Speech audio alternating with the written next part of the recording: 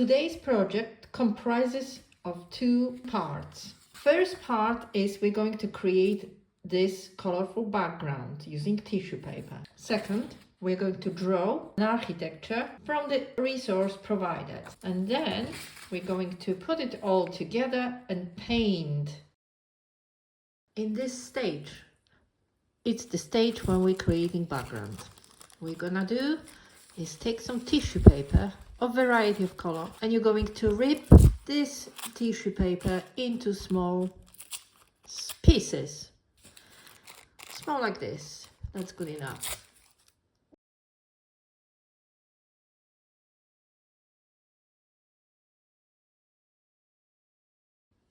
So I want variety of different colors.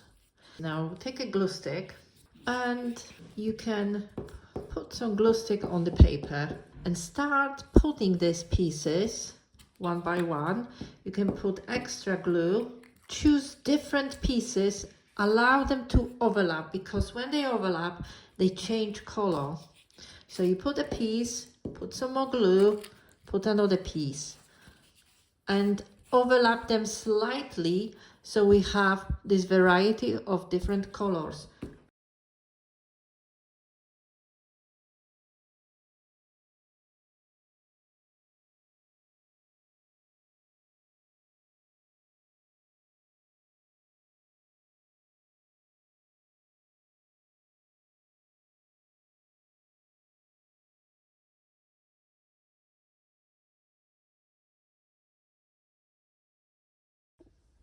What we need to do when drawing architecture buildings is to look at them as simple objects. You see triangles, rectangles, and a bigger rectangle, arch with rectangle. So let's start with triangle. The triangle is on the top of this building. It's connected to a little rectangle or square. That square is on the top of rectangle. And this is the first part of this building. In this case, our building is in perspective. You can place your pencil next to those lines to see the direction. Okay, I'll draw lines now, going like this and like this. I can now see there is another rectangle and another rectangle, and I am going to connect these 2 points with a triangle. Now we've got some lines going to the back, and I can add details. So there are the windows. Windows are again another square in the middle of that square, and another square, and one more, and one more. There's another rectangle. Now there is shape like half a circle, and then rectangle, half a circle, rectangle. That's the door. You don't really need to think about all those details. But if you add, see, it's all about simplifying shapes. And another window. So again, rectangles with some arches at the top. That line will be a little bit angled. The same with this one, angled. Some more detail. There is the door. Shop window, and there are 2 rectangles divided by very narrow rectangle. It's all about simplifying these shapes. If I want, I can add yet another rectangle to this building. Press pencil next to those lines to check the angles of these lines and copy these angles on your paper.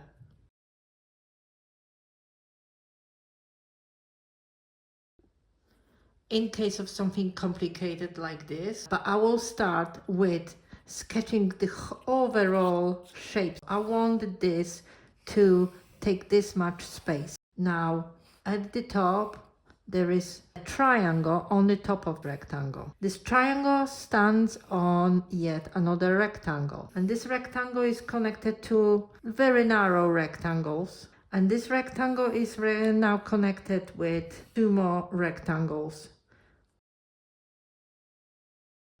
And I can now divide this into smaller rectangles. This will be the columns. And these columns, okay, will be connected with lines.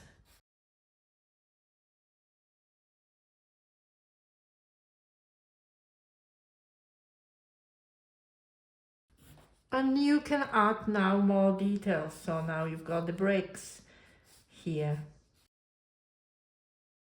I can add a little bit more detail, like those ornaments.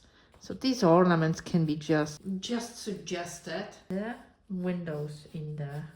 See, it's all rectangles, and I don't really care about much of the detail.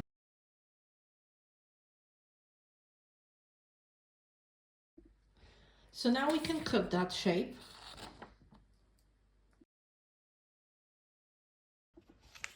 And we're going to stick this shape onto our background.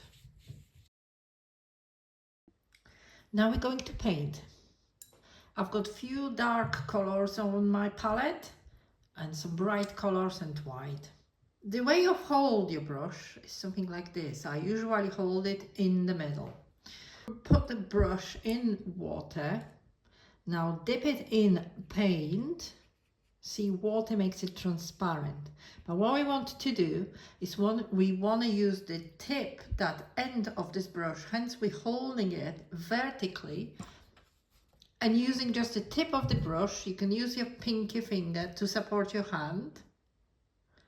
Here, I'm holding it in the middle, grabbing it like this, pinky finger to support my hand. And I will go now over all this line. If I need more paint, I'll put it in the water and just use one color for a start, and it doesn't need to be black. We want these paintings to be all colorful. So I'll use this brush because it's thinner. So I've got the pointy end, and I'll be using the pointy end. If I hold it vertically like this and just using the tip of my brush, touch the paper, and I'm going over the lines. All right, if it's not, perfect.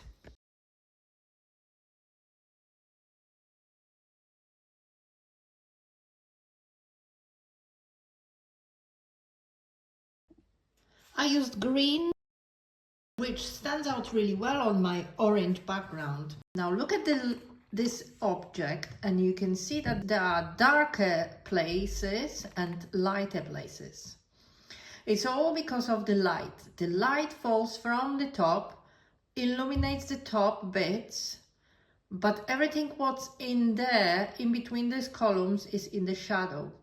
So I want to use different color for the shadow, darker color for the shadow, and lighter color for everything else. I'm going to now mix some blue. I will mix it with green. That will be even darker.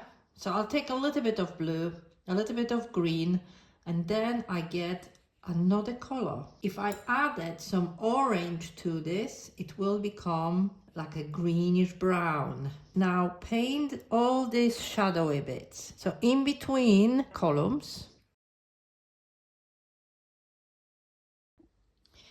Now I am going to use a different color, light blue. So I'll mix some of this blue with white, then it will give me a lighter color. And I want to use lighter color, and I can use the whole width of my brush to fill the space. Look, there are windows inside, so I'm still leaving that space blank.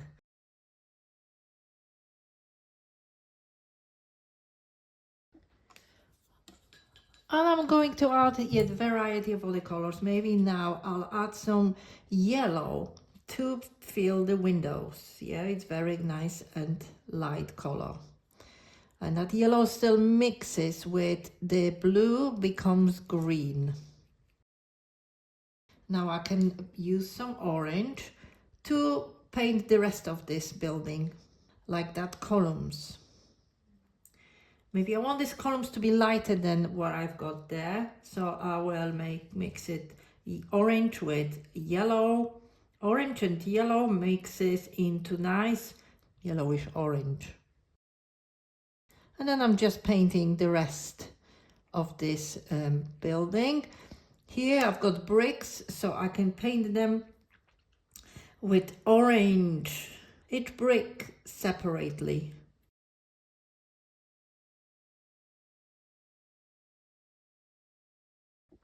So we have it. All we can do now is add some extra colors, maybe add more layers to paint around it and fill the rest of the empty space. Maybe you can paint some flowers. They can overlap the painting. Or hearts, or sunshine, whatever you wish.